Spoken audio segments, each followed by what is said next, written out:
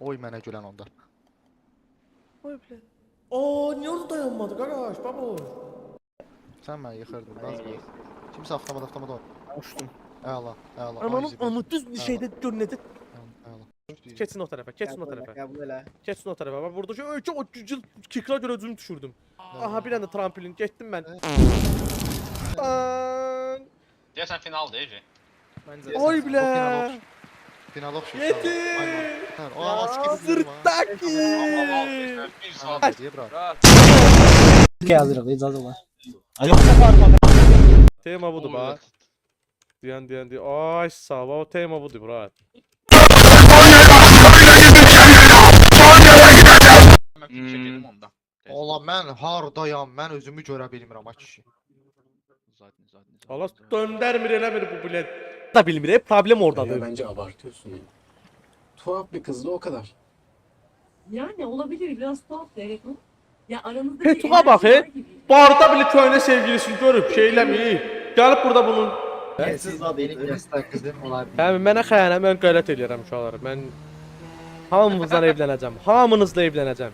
Mən uşaqlar, mən mehriban insanam. Dinin özündə də 4 dənə qadın halaldır. 4 nəfərlik yerim var. Ha benimki uzun. Məndədir də.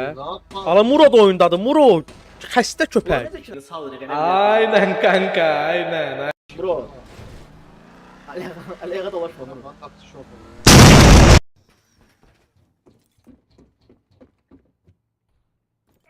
Aa!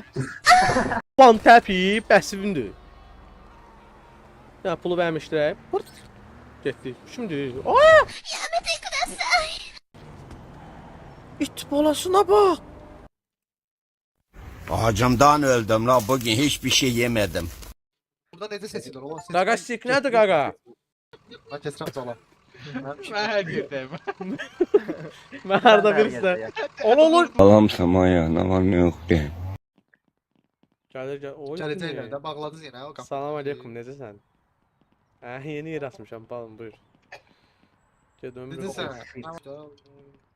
Tamam. Ben kayınbabama iftara gidip geliyorum. Necəsən? At ver. Oy, Köftəni at ver, Gülün. brat. Can. Kağızdan qoysan. Həmişə sən gəl, həyatımın başı. Həmişə sən gəl.